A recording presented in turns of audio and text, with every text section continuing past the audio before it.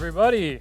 We're at the SaaS stage, and we're going to be talking about AI because that's what everyone wants to talk about, and SaaS because we're on the SaaS stage. There's been a lot of talk around AI and SaaS, namely, I was here at Web Summit last year, or not here, but at the Web Summit in Lisbon, and I was asking the panelists because there was talk around, is AI killing SaaS, which is, of course, a controversial statement. And the responses were mixed. You know, some people were saying, well, not really, SaaS will be fine. It'll go through some turbulence. Others are saying, no, SaaS is over, everything's changing. And I'd like to get your input on that. But first, why don't you introduce yourselves and tell us what your company does so we can kind of set the stage on what exactly, because you all have very different companies, as you'll see. So yeah, introduce yourselves and tell us what your company does and then where SaaS falls in and where AI falls in. Sure, I will start. Tony from Agora. We are basically a company power. Before all the AI stuff, we power the live audio, live video, right? Interactive, live shopping, education, right? All those.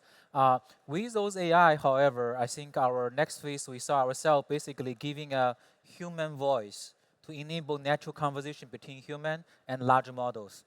So all those voice agent that we're talking about in the SaaS, if you think about what's the most natural way to tell AI what to do, is through the voice, right? And that's what we do moving next.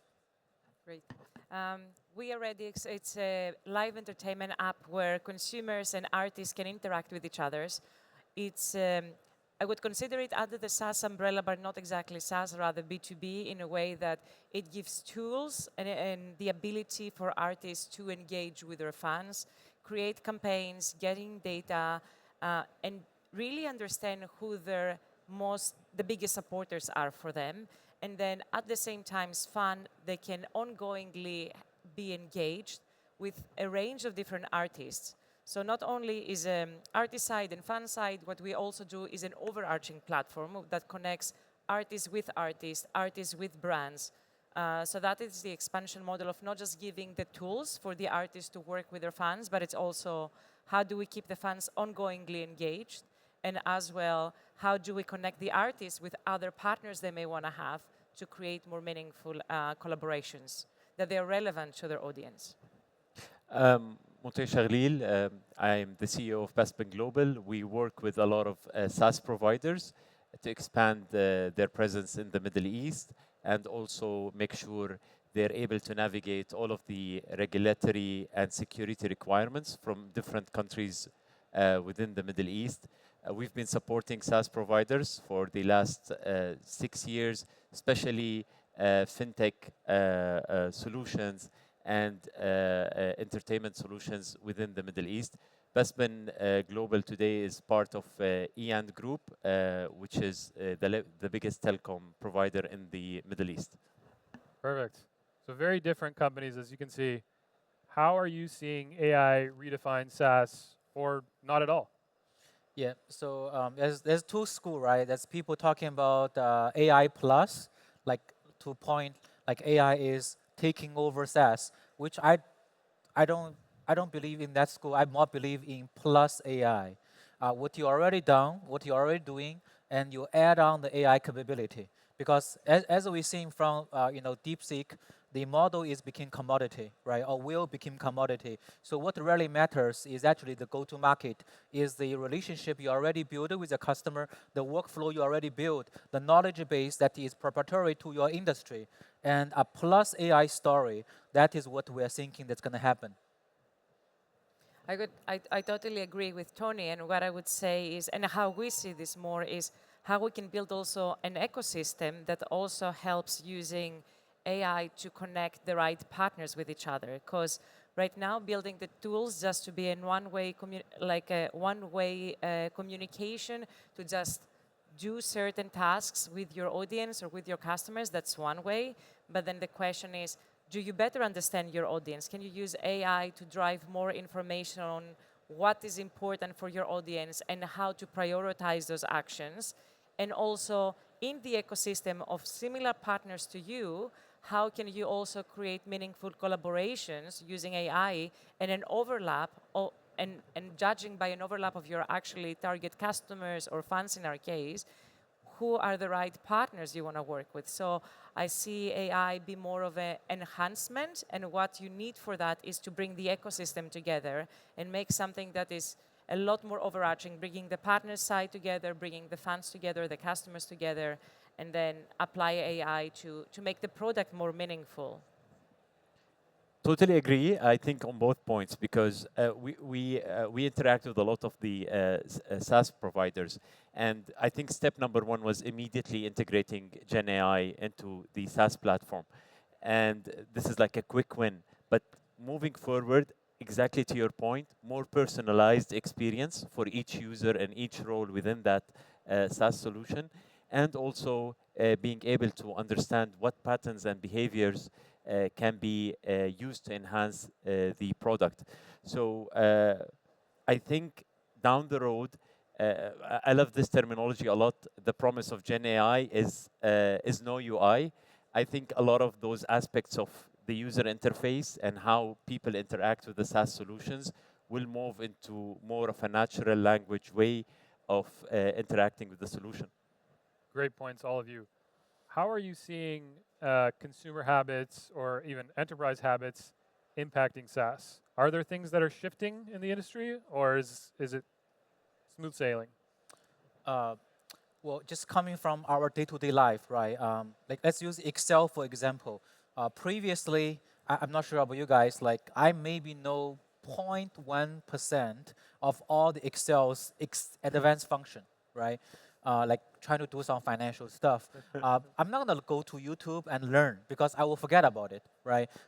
Fast forwarding right now with Copilot and with voice discussion, you don't really have to learn any of those. You can just tell the Copilot what you need to do, right? And this is true for every SaaS software. I think that moving forward, your interaction with SaaS software is going to be much more in-depth. If you look at the search, right now our search is very simple. We think we are advanced search with Google. No, we are keyword-based search. That is very like caveman search, different keywords.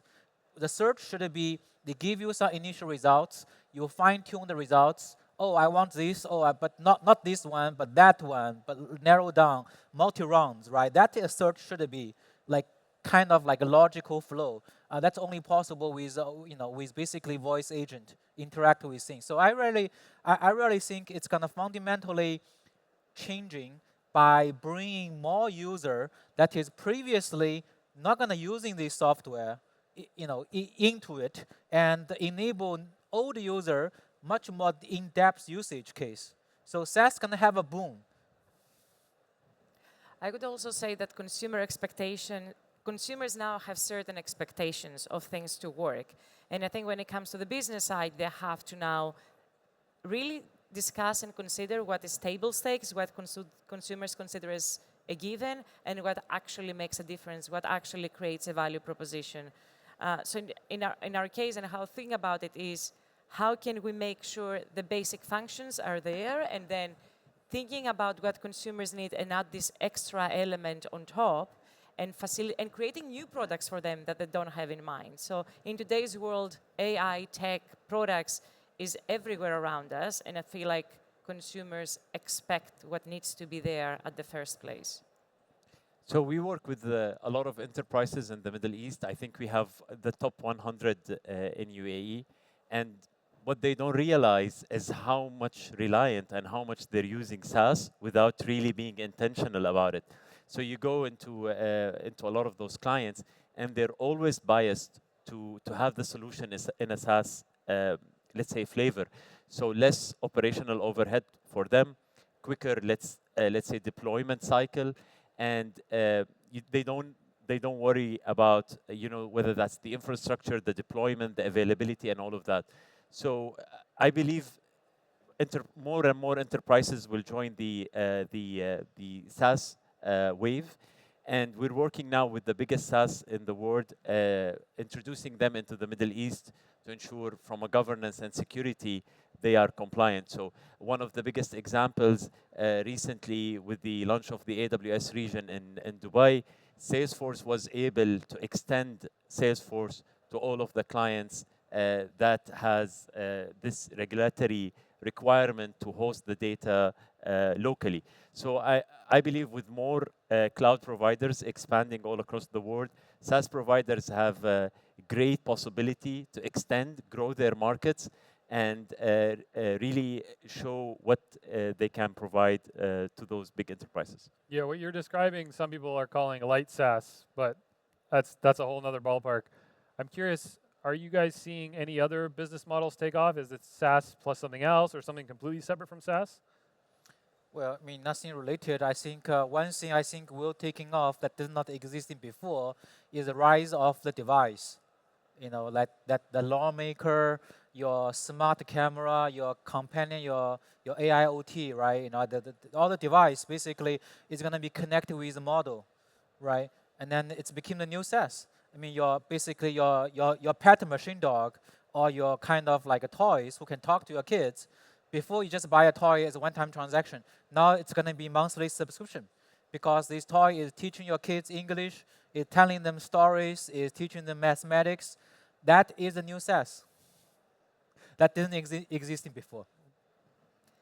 In our case, we see as a new business model something that bridges the physical and the digital world. So a lot of the SaaS is now digital, but what we're looking to do is how we can now go from analog to digital and then back to analog. So we see that as a new ecosystem that we are building, and also alongside that, we want to move the business model from a subscription fee to something where it's a commission based on the sales. That means that we have the same interest as our partners. We have the same interest as the people we are building the software for, and we want to also create products that are meaningful and relevant to the customers, because that way everybody has the same incentives and is very aligned on how to grow their brand, how to grow the business, and whatever is meaningful.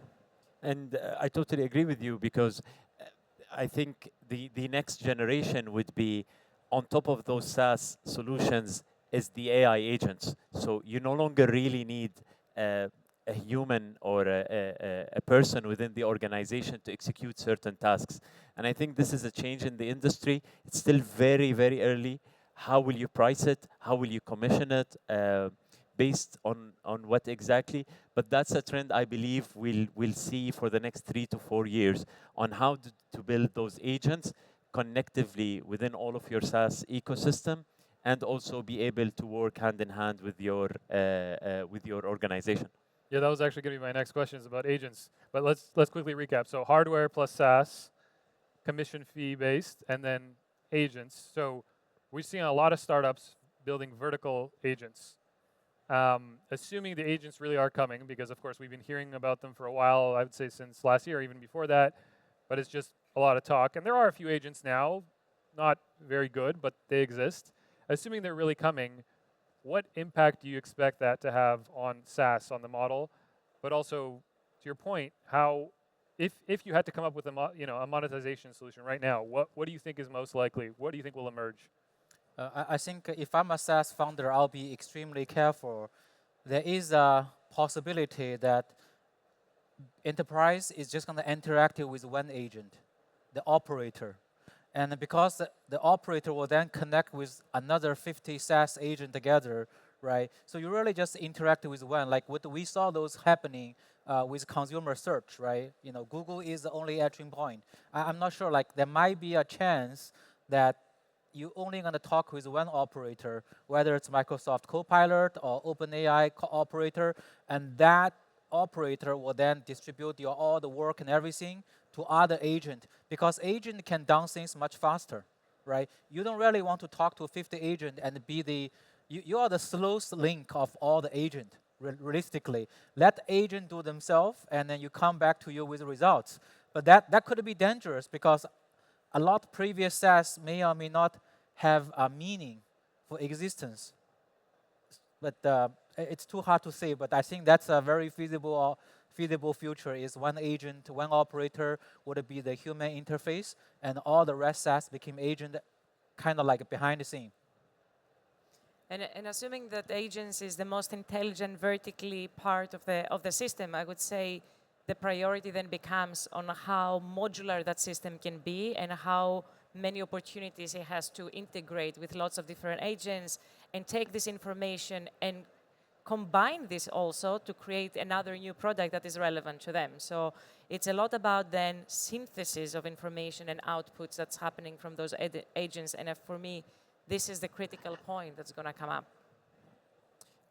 I think it's just related to the adoption phase and the complexity of the work the agent will be covering. So if we think about it, so there is the simple quick wins. You know, an agent that answers a call, if the call was successful and the client is happy, maybe we'll charge a couple of dollars.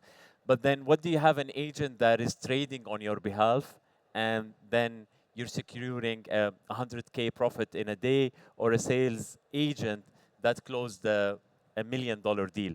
That wouldn't be a transactional type of he closed the deal. It is more of a value attached to that engagement. And back to your point, it's all about how integrated, how quickly it can take decisions, and how it will interact within other virtual agents within the organization. So it's complex, but we're still, I think, in the early stages of that adoption.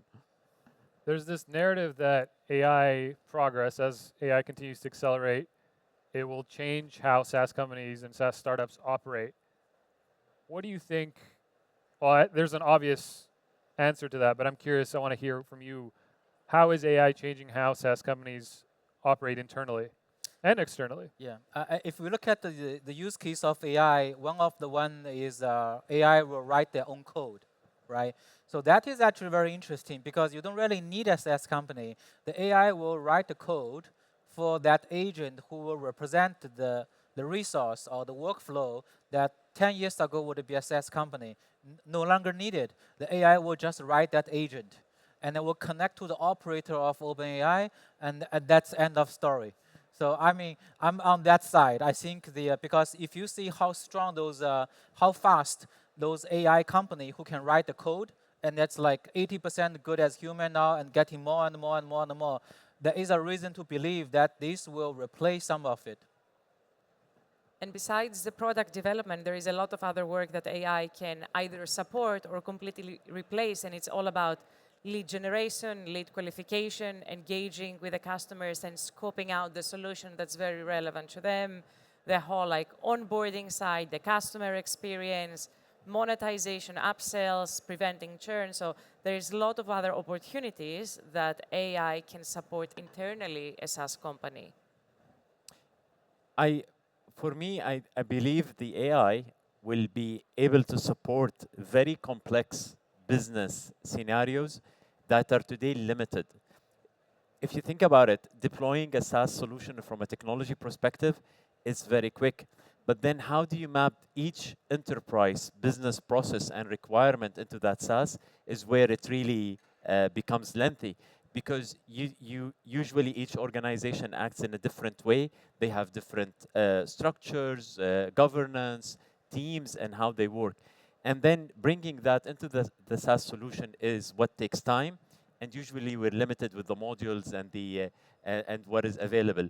I think AI will be able to unlock very complex scenarios and would be able to act quicker in that adoption for the organizations. I'm curious, how can you tell whether a SaaS company is really using AI or if it's just using AI marketing to kind of hype up itself and compare itself to the competition? Well, I think that's actually a very good question. I think it's too early to say, right? I'll probably, if we have to, let's say we are investment banker, we have to decide on which company we have to betting our money on among the two very similar SaaS companies. I'll go to their LinkedIn, see who are they hiring, right? If you're still hiring a lot of BDR, then I don't know, maybe you're not using enough AI. And I was going to say something very similar. It all comes down to efficiency and ability to scale. So if it's only marketing, sooner or later, you won't be able to scale as efficiently and you would need more people. You won't be able to have a product that's relevant when you start bringing in more users. I think it's that additional step when it comes to new ways to use the SaaS. So whether that's customized user experience, very advanced or complex, whether that's lead generation or analytics, if I would evaluate it this way: if the SaaS is just providing whatever is already available in the market, they're not using AI to its limit. It is those very specific, additional, hard to predict type of functionalities or use cases. I mean, the reason I ask is because investors are pouring money into only AI startups, it seems, right? You keep hearing about all these companies raising money as long as they do something AI.